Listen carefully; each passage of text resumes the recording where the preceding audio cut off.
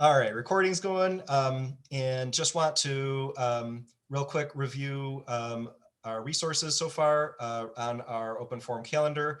We have all of the content that we've had so far. Today is our eighth or ninth. I can't remember which one it is, but all of the previous sessions are here, what we worked on, and the link to all the video resources are all here, and I'll paste this document in the description of the video. And for today, what I'd like to do is I want to go over just a few updates, a little bit of a roundup of some different documents that I've been able to get my hands on in the last couple of weeks. And that'll just be a brief part of it. And then we want to jump into MICIP, and we're going to keep working in the training site on the fake data set, the fake real data set that we have. And so we're just going to kind of continue that work today. So some updated resources. The first one here is there have been a few different versions of this out, but I think this is the final official version, and this is the MICIP collaboration document. So this was made by the MDE to do basically what we've been doing, how we've had that mock data set, or that the group data discovery notes that we've been doing, and we've been doing all the work there. And we haven't been actually like all logged into the training site and trying to work in the training site at the same time. That is highly recommended to do it outside of that. And so they have a collaboration document created, and it was in Word, and I made a Google Doc version of it, which I think is going to be the way to go, so that you can collaborate on it and all those sorts of things. So basically, this is just to use with your team outside of MICIP, and like we've been recommending since the start, do all the work outside of MICIP and then just put the work in later. That will avoid like tech frustrations and people overwriting each other, and any other issues that might happen. So it was nice to see that there's an official resource for that, and so that's linked there. The next one will be, well, probably Frank and Amy may have already seen this, but if you haven't, you'll want to take a look at this. This one is it's really a document that is set up for ISDs for how to collaborate with districts when you are introducing them to MICIP and kind of walking them through it. But the reason I wanted to bring this up here for everybody is this was made by the core ISD, by the way, and I think they did a great job on it. So that you can kind of it starts off with a lot of the mindset stuff, trying to help with figuring out where people are now and how big their teams are going to be and all that kind of thing. But I thought the thing that would be of interest to maybe everybody was this kind of planned out MICIP schedule. And so they were saying, really, if you're getting in and coming in and working with a district for the first, or a team for the first time, you really need to spend at least 3 hours kind of going just over about what is MICIP, what's this whole child thing, what's the process, all the mindset stuff, right? Then you get into this setting the stage piece, and they have it all broken out into this estimated time frame, and I thought it was pretty good. And I'm thinking back to as we were working through the process and how much time it took us to get through different pieces of it. When you come in and you see, that you would need a day set aside to create these custom data sets that you need to put together so that people can get in and make the data decisions around them. Like, I was like, yeah, I think you need a day to set up, you really need a day to put these data sets together. You can't just kind of magically snap your fingers and have these massive data sets ready for everybody. And so I thought that they were really realistic about the timeframes. As you're working through a goal, it's probably going to take 60 to 90 minutes to really go through and assess and do the assess needs portion. And so I thought that this portion of it was going to be really great for everybody as you're planning, because you're all in roles where, you're either leading whole districts or teams on this, or you're going to be assisting with that. So I just thought this was a really realistic way to scope out and say, this stuff takes time. And to start thinking about where are you going to find the time to do these things? Where are the efficiencies? What are some things that can be done with a small group so that you can dedicate whole group time to the things that are most effective for that? So I really like this document and the way that it was laid out. And there's some other stuff that's good here also. But the part that I really wanted everybody to see was kind of that schedule piece. So I see that a couple things have popped in the chat. Yeah, Dave, I'm trying to get it to link, but not to hijack, but I did make another collaboration document that has the examples and things linked so they don't have to keep flipping back and forth with, so I'm going to try to get that to share. It just takes it another step. That's awesome. Yeah, I'd love to see that, and I'll get it linked into the document. Okay, yeah. So actually I used your examples, you know, Perfect. This course is what gave me the idea for it. So I'm very thankful. That's what it's all about. So yeah. Awesome. Yeah, I'd love to see that and get that added to our resources. Thank you. So this next one, so before I had this getting connected, and there's kind of like this flow chart with some different colors on it. This one, and I know that everybody here is pretty good on their connection status, but if you're working with anybody that isn't, this one lays it out, I think, even better than the last one. So it kind of describes more what a system administrator does and what accesses they need and what has to happen so that you can get certain connections and that sort of thing. So again, I think for Hilda and Pam, your districts are both good for all of this stuff, but for Frank and Amy, as you're working with your folks, this might be a good one if you haven't seen it before. And Michelle and Jenny, if you're talking to anybody and they're like, I just can't figure out how to get connected. So like this I think is the most succinct description with good links in it that I've seen about how to do that. And the last one that I have here was I got this from our MAS-FPS conference that was just a little while ago. This was how to create your Nexus account using or within my login. And so I put here, it's trickier than it sounds. So I went through the process and I think I got as far as you're supposed to be able to get right now. I got to the point where I associated Nexus with my login, but I didn't see my login as an application that I could add yet. And I think that's because it's not ready. Has anybody else tried to do that and gotten farther than that step? I can tell you that I'm completely confused about what account is where, and I gave up. Okay. So yeah, if we want to do it, it took all of my concentration and all of my knowledge of how my login for third party and associating with separate entities worked to be able to get to the stage that I was at. So I would not be surprising if anybody was having issues with it. So maybe we could maybe even do a session that's just on that, or set up a separate session to try to walk through it, because it's not super easy, but like I said, I was actually able to get to a certain step in it where I think it was where I was supposed to be. So which was not quite all the way where it needed to be. So it looks like Amy pasted in her updated that updated version of that one from the Core ISD. So I'm just gonna pop that in over here real quick. You can kind of see what's different about that one. Ooh, this is pretty. And this is just the assess need. The blue plan one is almost done. I'll have that done by next week at the latest. Okay. But it's the bookmarks up at top. And so when you click on underneath the steps, so it matches the sample plans exactly. So if under write a data story, if you click on create a gap statement, it'll fly you down there. It'll tell you what page on the process guide.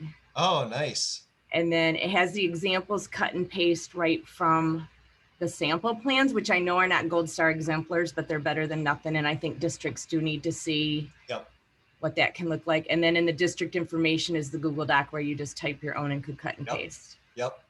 So way to go. Like it. Yeah, I think having those examples in there is really good. Because I mean, without them, people are just like, is it like one sentence? Is it supposed to be a whole page? You know, that's like exactly the questions they were getting is what exactly are they looking for? So I think that helps guide that work. Yeah. People don't usually like to hear when they say, what are they looking for?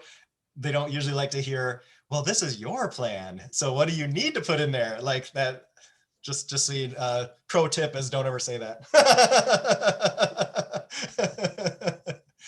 So anyway, yeah, this is great.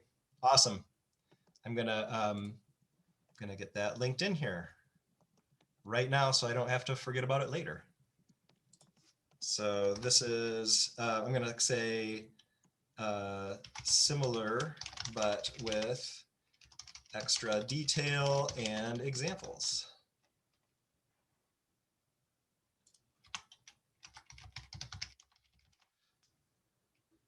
WESD, right? Okay.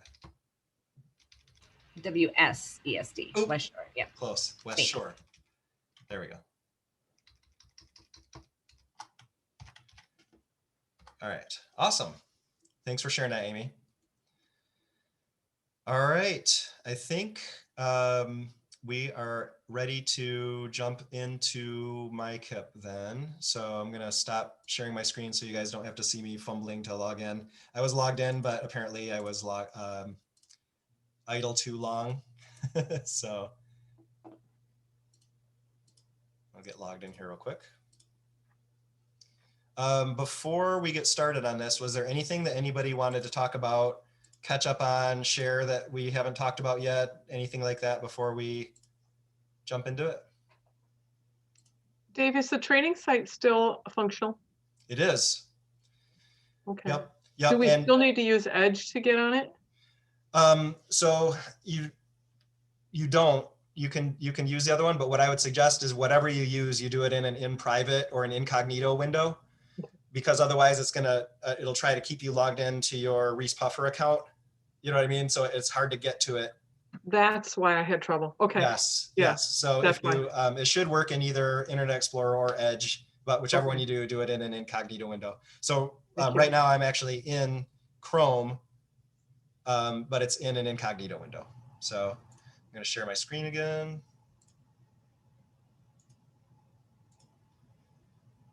All right. Did I share the right screen? Are we looking at a MICIP window? Okay. So just to kind of back it up one step here, when you log in, what it'll do is it's going to show all of your in-process stuff right here in the middle. And so right now it looks like a lot of people were messing around in the demo site today. So I'm going to keep going over until I get to, there it was. So I have our MISD open forum here. And so today you're going to find out why it was important to have all of those local data sources actually uploaded. You'll see why that was important today. So ever since the first time we've gotten together, we would always just kind of look at them in that separate data source because it was just easier to see them all in one place.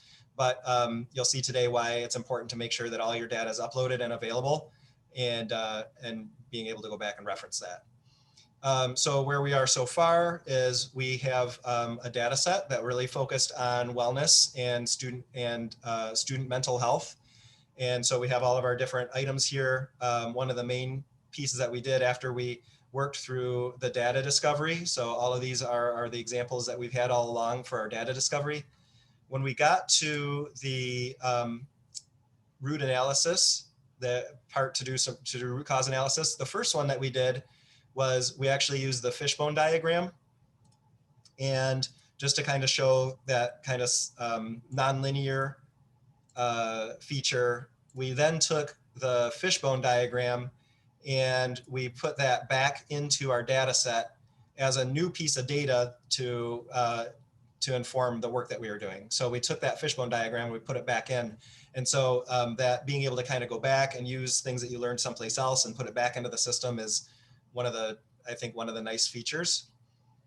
And so after we did the data analysis, or after we did the root cause, then after we did the fishbone, if I can get my words straight, then we went back and said, okay, we're going to actually use the 5 whys. And so you can use both of the tools there. You just have to kind of do that workaround where we did the fishbone first, and then we uploaded the fishbone, and then we came in and used the 5 whys. And as we know, you don't have to do the fishbone or the 5 whys. We wanted to demo those here because of our demo purposes, but you can use any kind of data analysis protocol that you want. So you don't have to use those two. There's another, if you're in this stage, there's another one that says use your own. But we then went through the 5 whys, and so our 5 whys are here. And then the last time we got together, we worked on developing the challenge statement. And so the challenge statement that we landed on was the district will provide resources, and that's personnel and financial and time, to establish the mindset and district culture around the connection between social emotional learning and academic success. Jenny, does that sound good? Thinking about our original data set, was that a good spot to land with our original data set? Yeah, I think that's a great place to go. So that was our challenge statement. And then what we did was we defined our goal.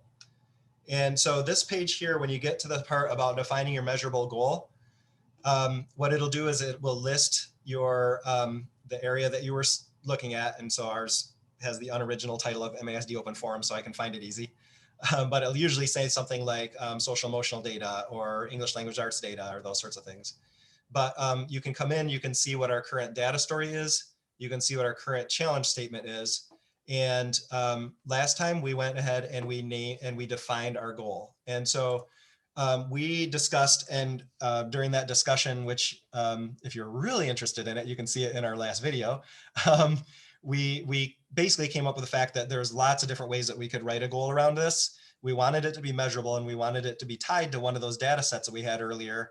And so this was the one that we kind of ended up landing on. So this says our goal is to improve the understanding between social emotional learning and academic success by increasing our tiered fidelity inventory scores from 65% to 80% by June 2022. So there's a lot of things kind of in there that we'll want to reference the other data, but as far as a big overall goal, our goal was we want to improve our TFI scores. So we thought if our TFI scores were going up, that meant our PBIS scores were going up, which meant we were implementing PBIS with more fidelity. So that was kind of the direction that we ended up going with that. And there was lots of conversation about lots of other directions we could go with it as well, but that's the one reason for our example. So the last thing we did, we named our goal, and we want to improve our wellness outcomes. So that's the name of our goal. So we're all caught up to where we're supposed to be now. And so this is kind of our new content for the day. And what we're in now is we're talking about how are we going to evaluate the impact measures. And this is where we talk about end targets and interim targets. And I think that this is there's some really good stuff here that is just a huge improvement over assist. But before I get into this, I'm sorry, I never pause enough to see if anybody wants to chime in. Is there anything that anybody wants to say about anything thus far? It's just as far as where we were, what we worked on, the data sources, how we got to where we were, any questions about that or any other input, because all of you have been involved in all those steps. So any questions about it so far, or anything else to add to what's been discussed so far? Okay. So we'll go ahead and get into this defining the evaluation impact measures. So we have end targets, which is, if our goal due date is way out at the end of June of 2022, then that would be kind of what we would consider for our end targets. These interim targets can be any bite-sized chunk of that. And you can really get into some more details about how you're going to do the thing above. So let's go ahead and start with our end in mind here.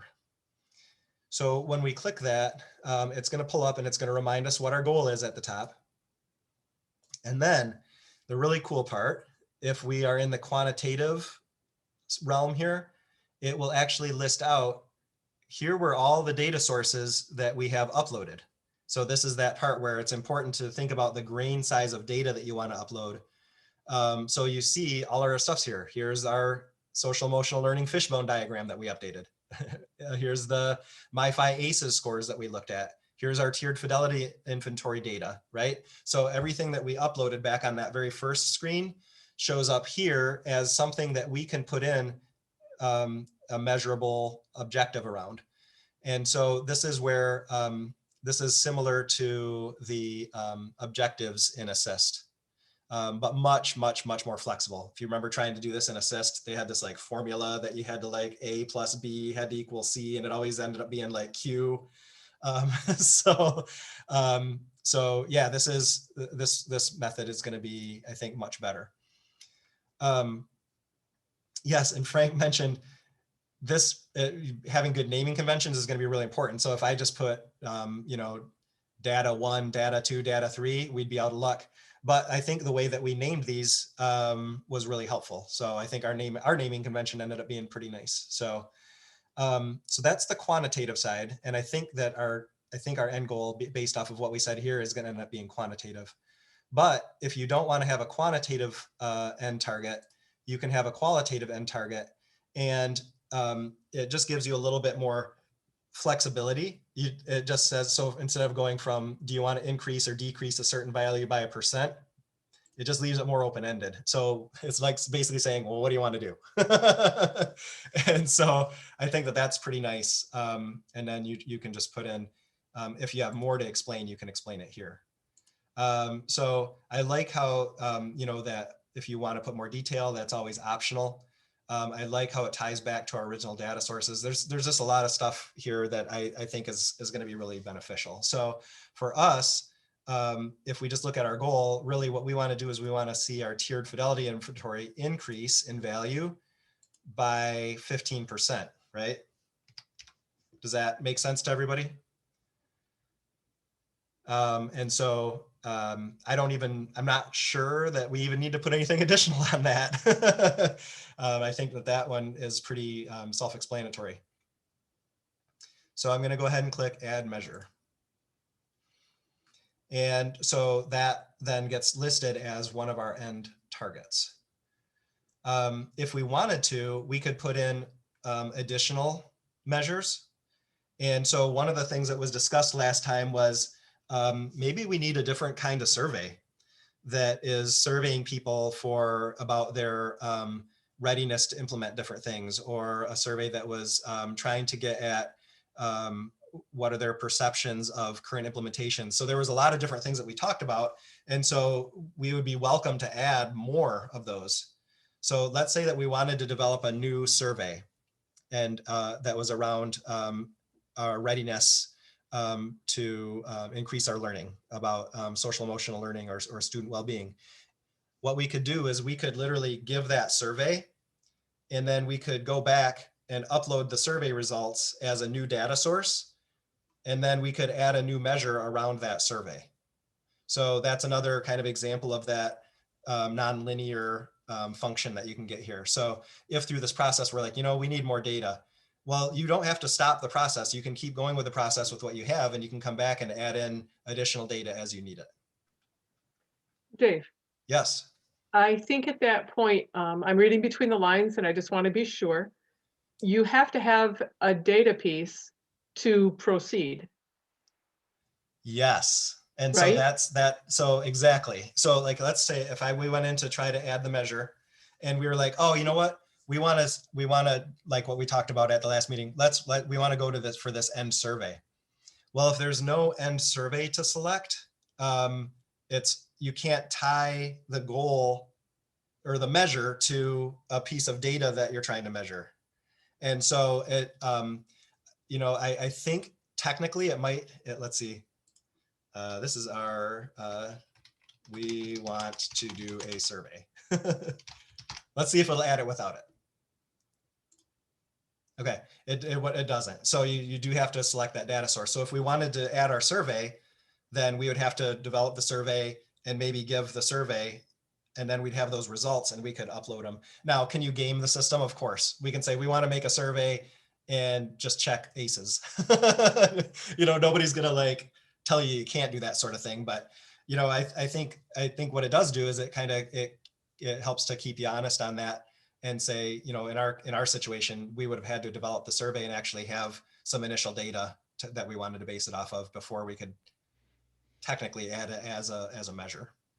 Well, and Dave, I think too, it goes back to the idea that program evaluation is built in. And so knowing that, you know, yeah, we need to have the end target there along with a means of collecting the data so that the PET is actually truly embedded in the process. Yeah, exactly. And so that has come up several times here, is like, you know, do we have to do a separate program evaluation? And repeatedly, MICIP has said, no, you don't have to, it's embedded. And this is one of the ways that it's embedded, is because this is kind of where that is. And so the more detailed we can get, the better. And I don't know if we need to set, there's nothing that's saying you need 3 end targets or something like that. But likely you might end up with more than one. Maybe you have a state assessment end target for some of your things, but you might also have local assessment data as an end target, and then things like that. I think a lot of things will fall under interim targets though. And so that's kind of where we'll go next. So I'm not going to add any more end targets. We'll just go with that one. But just remember that can be flexible. You might meet those targets sooner than later. You might think of better targets and you can come and add them at another time. So, but yeah, that piece about it needing to be tied back to a data source, I think is kind of a key point here. So David, if we think of an additional data source that we need, we can always go back and add it in once we administer it or collect that data, upload it, and then, okay. Yep, absolutely. Yep. So all you would do is you would just go back to Discover Data. And start over a little bit and bring it in that Yep, way. you'd go back to the Discover Data, and even at the Analyze Data and stuff like that, you can always edit those. So if you need, you can edit that, and those sorts of things. You can edit your data story to include this new information you got. So, so you can, that's exactly right. You can go back and it doesn't mess anything up to go back and add something new or edit some of the statements that were made previously.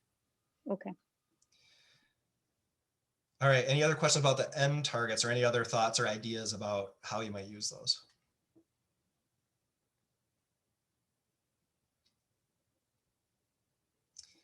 All right, so interim targets then.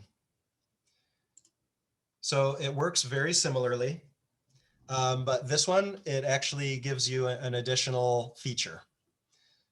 So the quantitative and qualitative basically work the same. And you can set the date to be anything that you want. So if you could even say, okay, if we wanted our tiered fidelity inventory to increase by that 15%, you could set an interim target that said by the end of this year, we want it to be 5%, for example. So you can take bite sizes of your end target for one thing. But again, you can do quantitative or qualitative. Then you have task. And this is where I think things get much more interesting. So with the task, let's say that that we had, well, you could tell from our previous conversations that professional learning was a big thing that came up over and over and over in our previous conversations. And so you could literally put in here that we are, somebody needs to set up our back to school PD.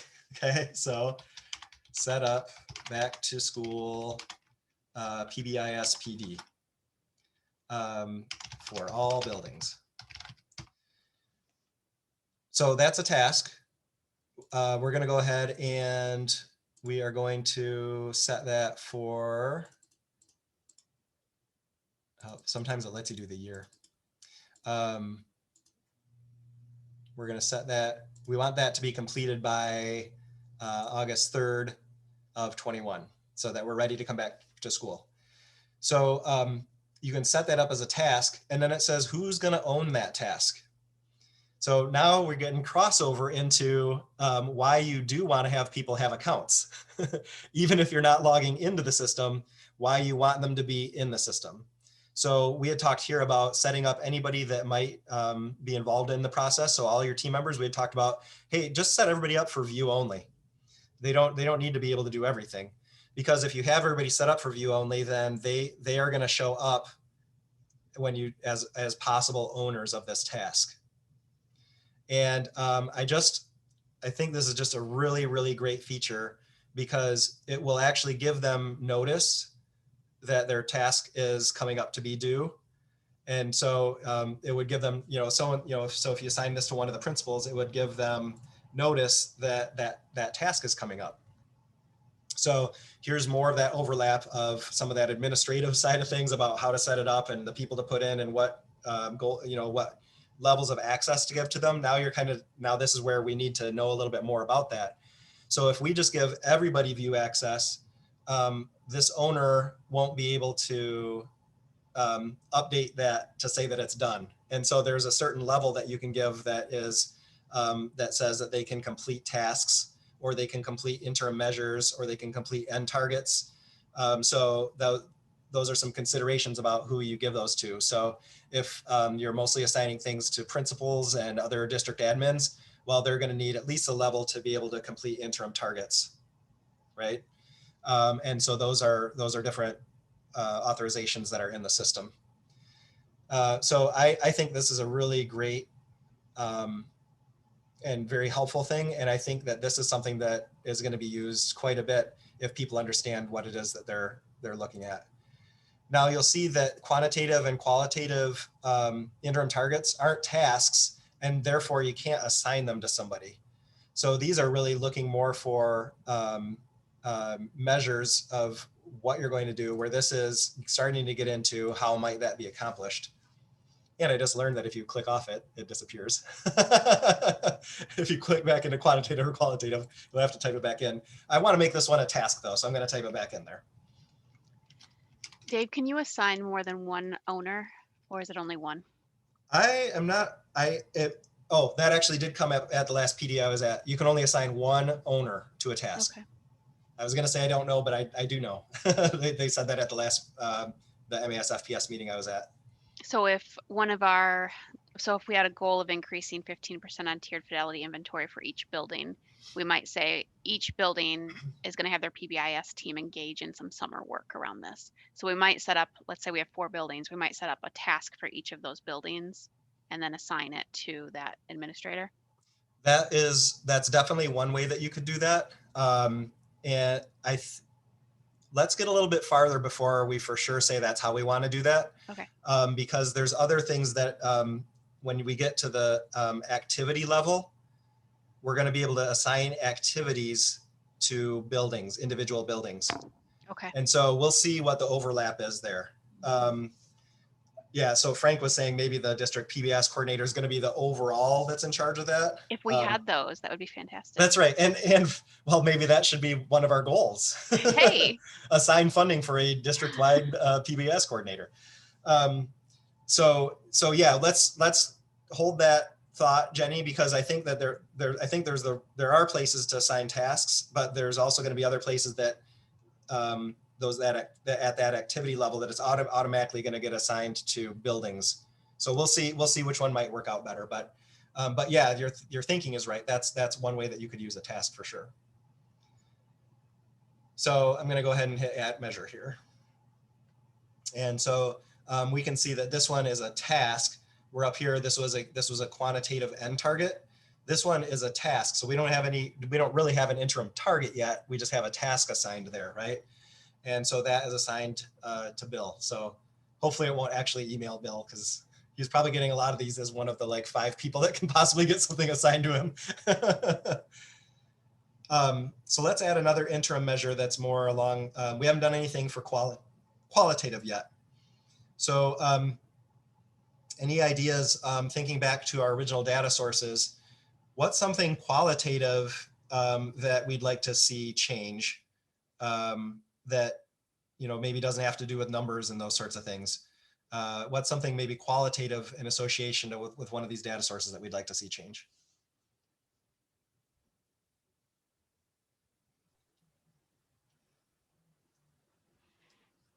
But related to the overall goal?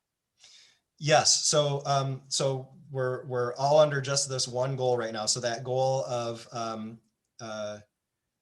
let's look, well, the goal's right here. So our goal is to improve the understanding between social emotional learning and academic success, right? So if this is our goal, what are maybe some qualitative things that we might look for to make sure that's happening? Some things that maybe we can't measure by numbers alone.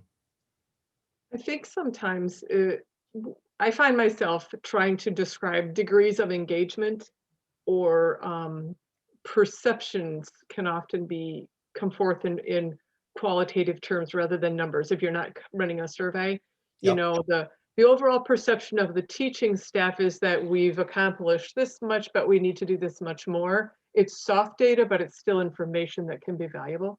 Okay, yep. So along those lines, and this can come from Pam or anybody, what might be something that we would want to see changed that would maybe associate with one of the data sources that we have? I gotta remember the details. There's kind of a lot of detail there. I gotta go find some of it in the notes. So, I mean, we could do some exploration of adult SEL skills, for example. Frank put anecdotal collections of stories or recollections. Okay.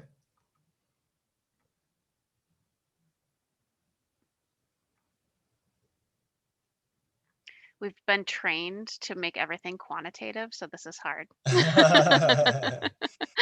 Yeah, so the quantitative stuff, usually gets into people's beliefs, feelings, or actions. And so a lot of times it gets into, like Frank was saying, getting their story. And so, it could be something along the lines of, we'd like to get a positive PBIS story from each building. By the end of the first semester, we want to have at least one positive PBIS story to share. That's good. From each building. Yeah. How's that? Frank had a great one too. He mentioned focus groups with students too. Okay. Which is a really great qualitative measure that we often use. Well, and it's better than surveys because people get surveyed to death.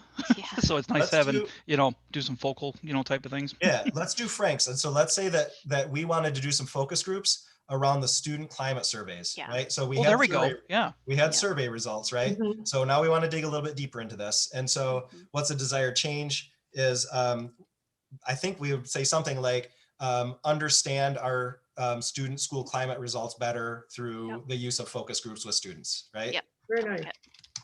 Will you come write that for me? That was really good. I know, that's something we actually do too. That's great.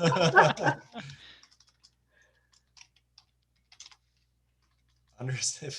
I'll type I wish I could help you. Today I'm clearly typing as good as I'm talking. This is great. Understand student climate survey results through focus group conversations, was it? Yep. Yeah, right. I'll say better understand. How's that? Yeah. Okay, so for this one, let's say that that maybe we want to do this by the end of the first semester. So that'd be by the end of January of 22. Mm-hmm.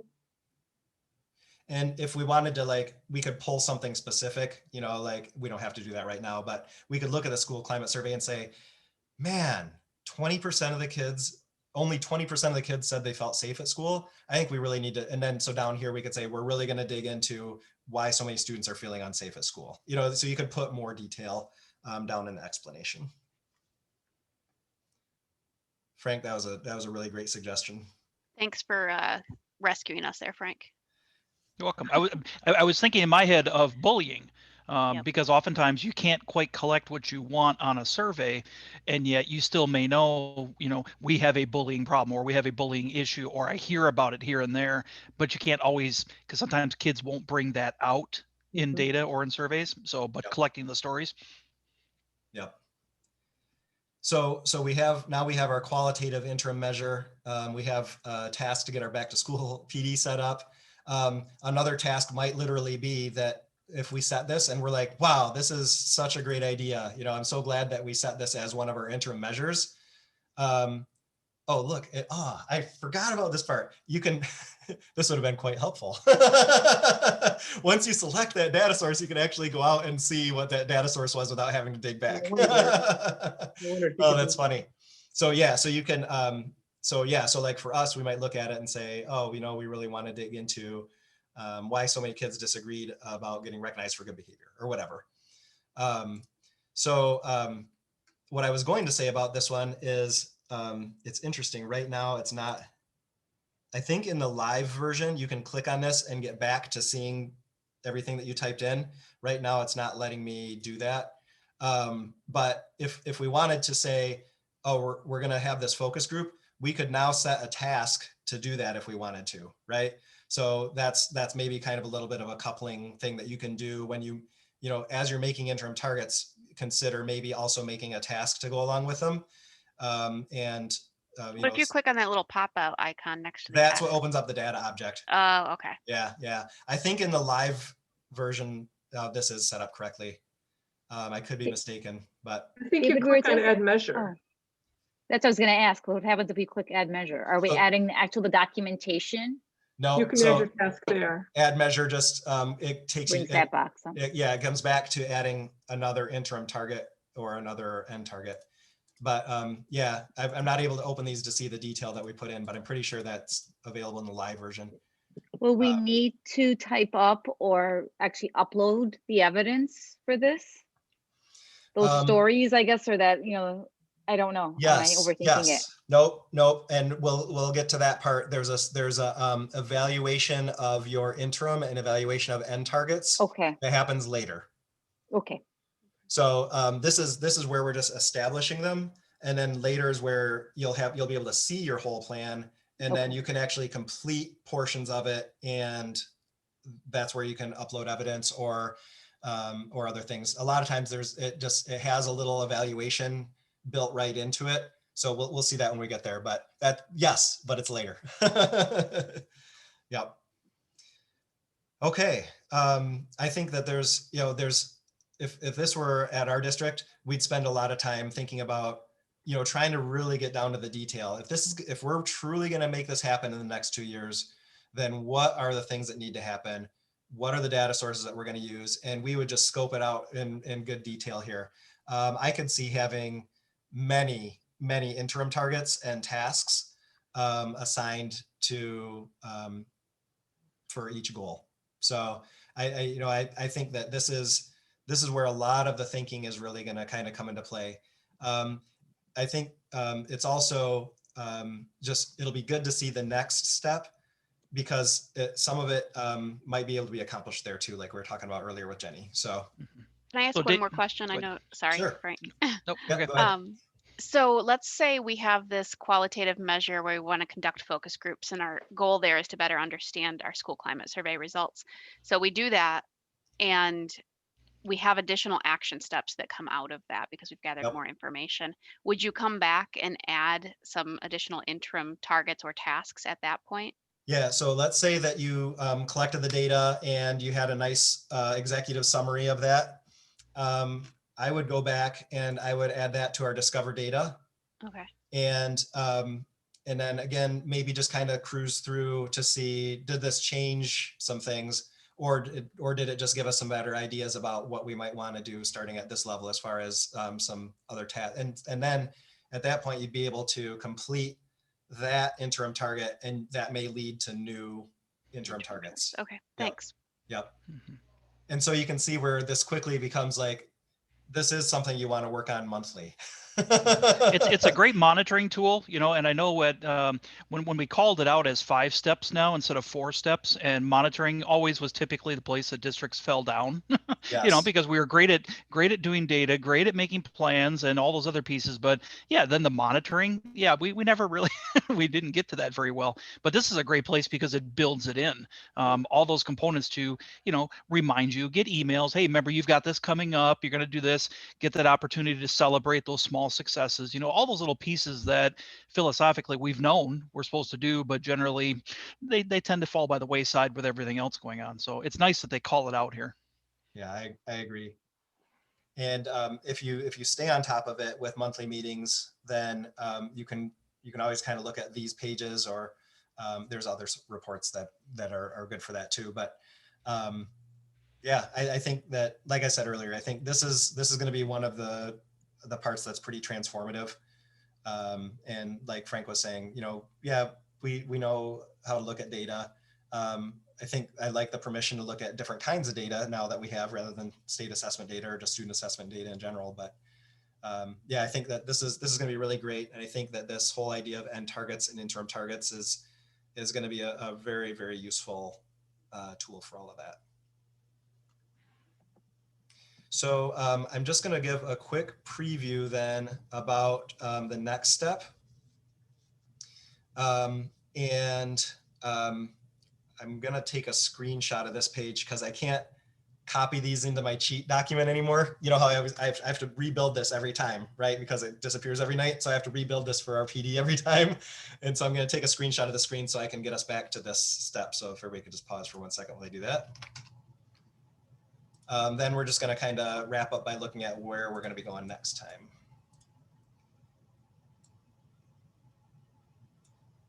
All right. Okay, so then what we do next is we get into select strategies. So there's always a save button here. I think that that's there to just make people feel comfortable. It does save as you're going along. And I've been kind of like kicked out of it, or I left and it logged out. And when I came back, it was where I left it. I could get back to where I was going, but I think it's there more to be for comfort. You don't always have to hit that.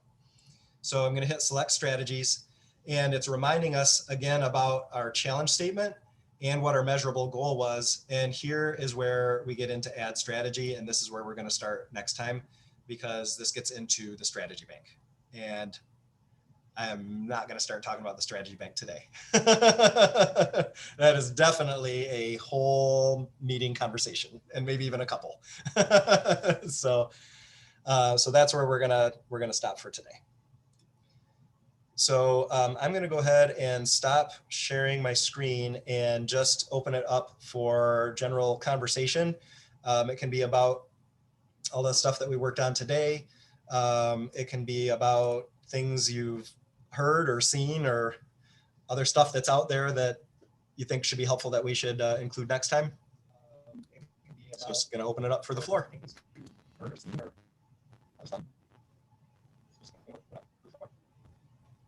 So I have a wondering. Go for it. How do I articulate my wondering? We're not required to have a certain number of goals, strategies, activities.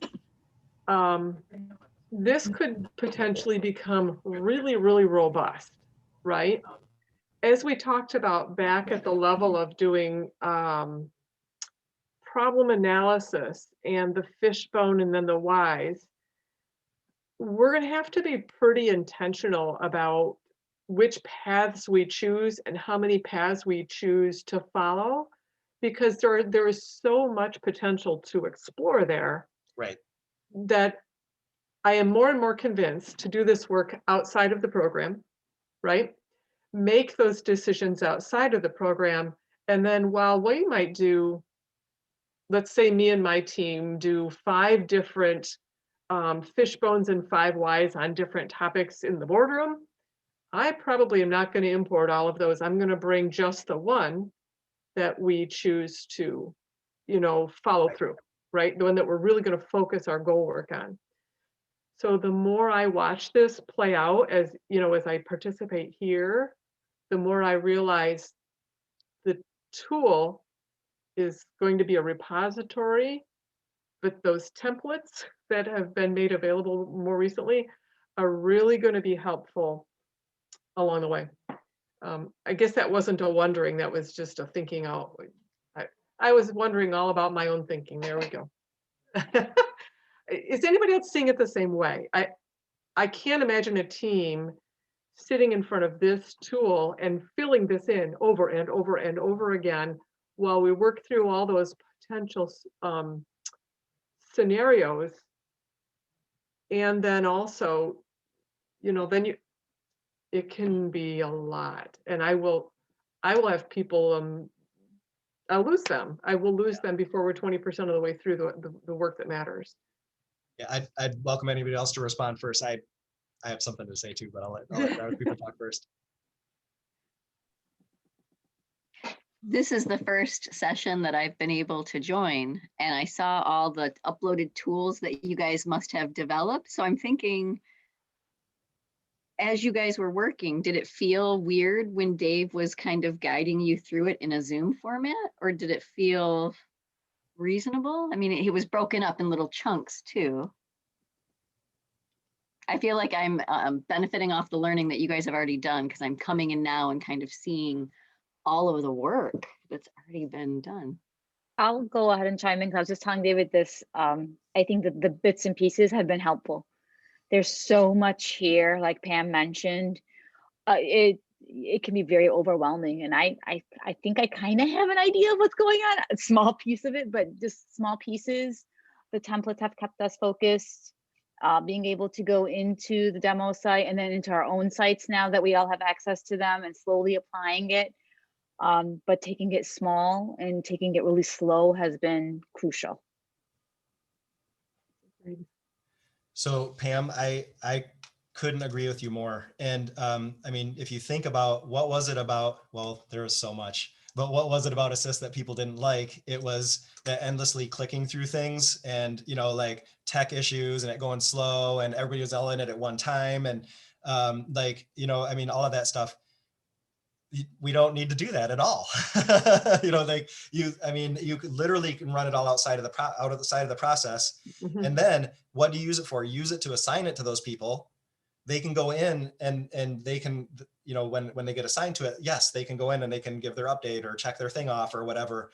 But they don't need to upload data sets in there and all that kind of stuff. And to your point, I think back to that original Core ISD document that we looked at, where it had that timeline and it said spend a whole day getting your data ready. Right. You know, and Huge. you know, and so like that's the sort of thing there's a lot of that readiness outside, and by doing that, then it's the process that's successful. And then the platform, like you said, this is where everything is stored here. It's all organized here. It's all tracked here. Perfect. But we're doing all our work here. Yeah. Thank you. Yeah, Yeah. that's the more I look at it, the more I feel that way. And I cannot underemphasize enough the necessity for me in working with my building leaders to let's talk about the data. What's the data that's going to matter? Because that's all of the background work that somebody has to do. It might be me, it might be somebody from the building team, but somebody has to organize, prepare, summarize, pull that data together. In some cases it's already done, but in other places we need to make a decision and grab it. There's work, there's just labor to be done there. Yeah. And you don't want to sit down to be ready to have your conversation with your team and not have that data prepared, because you're going to be frustrated. Yeah. And now today was a really important piece for me to see how it connects all the way to the end. So where I stopped you right there and said, Yes. yeah, that's that piece. Because if you invest in that data collection, development, organization up front, and you're intentional about what you gather there, you're going to see it come back to you later in the process as well. And that's going to be really valuable. Yep. Yeah, that the stuff we went over today is a huge connector. And once the strategy is going to be a little bit of a hump. And then when we get back to activities, that's going to be another big connection day. But Okay. The strategies, just I'll warn you now that the strategy portion is a little bit of a hump. But like I said, if it's something that's figured out outside of a big team meetings, then it won't bog down your process. So. All right, well, we are about at the end of our allotted time, so I'm going to stop the recording, and anybody is, of course, welcome to stick around and chit chat after. So it was great to see everybody today, and I'm going to go ahead and stop recording.